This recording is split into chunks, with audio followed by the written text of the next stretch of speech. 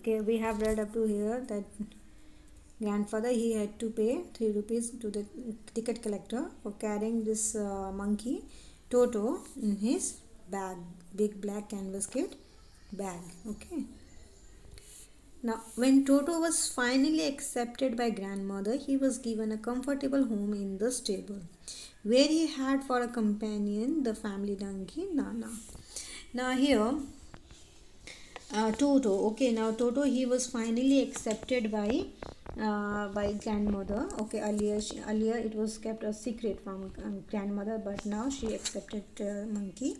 Okay, and then this Toto was given a comfortable home in the stable. Stable means where horses live. Okay, now where he had for companion the family donkey Nana, and there he had a family donkey companion there. Okay, and the name of that donkey was Nana. On Toto's first night in the stable, grandfather paid him a visit to see if he was comfortable.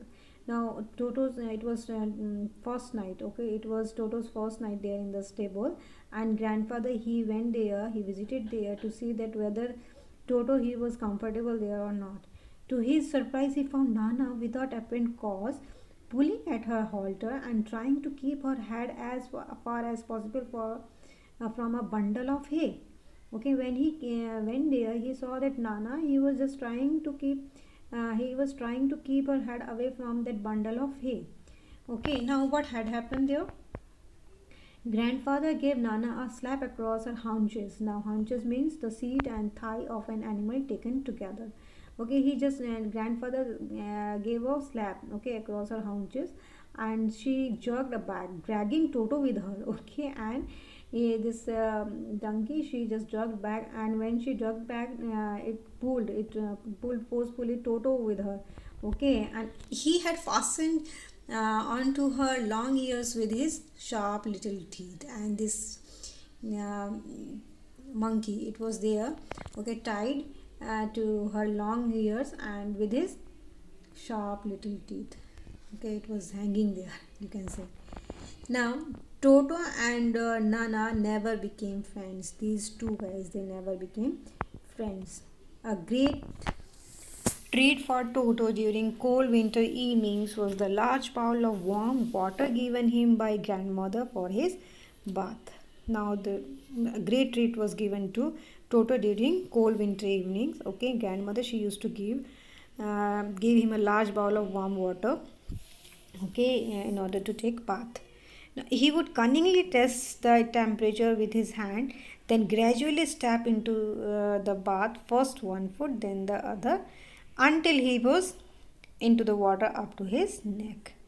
Okay, now here this Toto, okay, once grandmother, she had given her a large bowl of warm water. What he did, he just very cunningly, okay, he tested the temperature, and gradually, slowly, he just used to put his one foot and followed by the other. Okay, and he must have had seen this to the author while getting into the bath. Okay, he had seen author, so that's why he was following him until he was into the water up to his neck.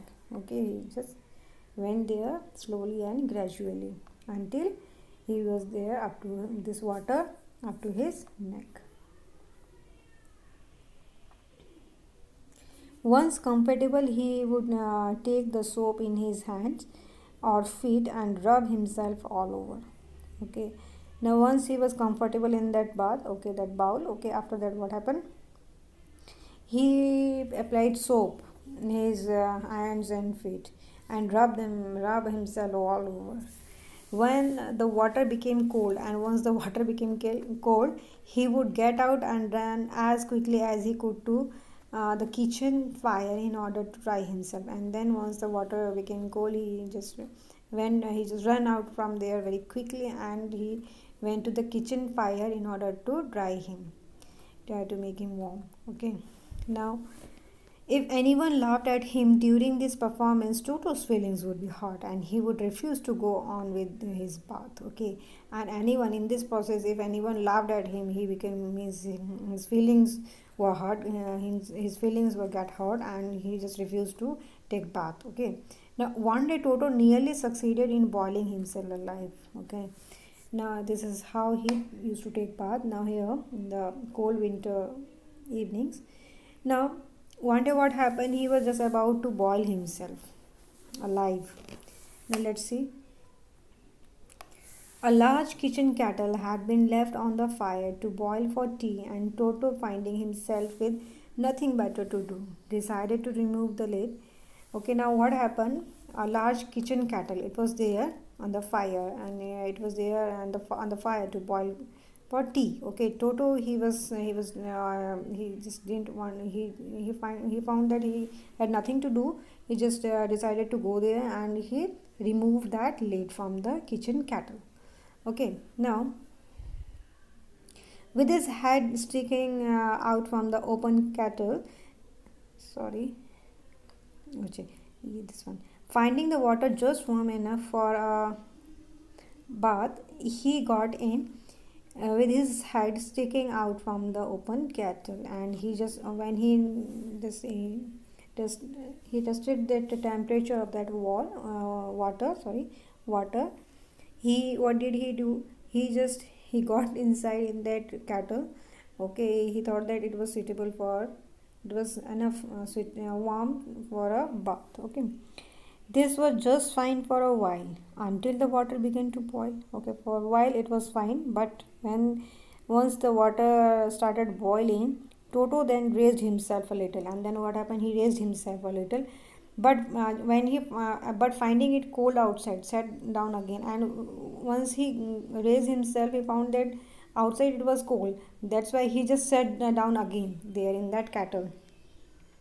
He continued hopping up and down for some time, and he just continued doing so for some time until grandmother arrived and hauled him half boiled out of the kettle. Okay, and then what happened? He was just doing so, and finally, grandmother, she came there, and she took out that monkey out of that kettle. Now this is how he half boiled himself. Now, if there is a part of the brain specially devoted to mischief, that part was largely developed in Toto. Now, Toto, he was so mischievous that the author, he has written that the brain, okay, the part of the brain specially devoted to mischief, it was largely developed in Toto. Okay, he was always tearing things to pieces. Whenever one of my aunts came near him, he made every effort to get hold of her dress and tear a hole in it. Okay, and not only he had in habit to tear everything. Okay, and not only that, whenever his aunts, okay, they came nearer to that Toto, he used to tear their dress also. Now, one day at lunchtime, a large dish of plow stood in the center of the dining table. We entered the room to find Toto stuffing himself with rice. Okay, now one day what happened at lunchtime?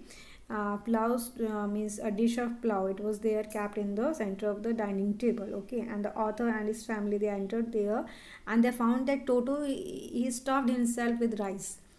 My grandmother screamed. Grandmother, she shouted, screamed. Okay, cried, yelled, and Toto threw a plate at her. And Toto, what did this Toto do? Toto threw a plate at her. One of my aunts rushed forward, and one of his aunts, she rushed forward, and she received a glass of water in the face. And who threw that a glass of water on her face? It was Toto. Now, when grandfather arrived, Toto picked up the dish of pla and made his exit through a window. And grandfather, when he came forward, Toto, what did he do? He just picked up the plate, dish of pla, and he went out from that through that window. Now, we found him in the branches of jackfruit tree, the dish still in his arms. Okay, and where was that Toto? He was in the branches of the jackfruit tree. Okay, and dish was still there. He remained there all afternoon, eating slowly through the rice determined on finishing every grain. And then, in order to spite grandmother, who had screamed at him, he threw the dish down from the tree and chattered with delight when it broke into 100 pieces. Okay, and throughout the afternoon he was there, and he was it seemed that he had determined to finish each and every grain from that dish. Okay, and once he finished, he just threw it from the tree, and what happened, it shattered into pieces. Not only that, he also chattered with delight. He was very happy to do so. Obviously, Toto was not the sort of pet we could keep for long. Even grandfather realized that we were not well to do and could not afford the frequent loss of dishes, clothes, curtains, and wallpaper. So grandfather found the Tonga driver and sold Toto back to him for only 3 rupees. Okay, now Toto. Okay, Toto was so mischievous, so notorious that they had to face many losses, like loss of dishes, clothes, curtains, and wallpapers. And they were not so well to do. They were not so rich that they could afford all this type of losses. Okay, so grandfather found the Tonga driver and sold Toto back to him for only 3 rupees. And finally, grandfather, he just found that Tonga driver from whom he purchased Toto, and he again sold it back to him. Okay, for 3 rupees. Okay, he purchased for 5 rupees, and he had to sell it for 3 rupees. Okay, in order to get rid of that monkey, so notorious. Okay, now that's it.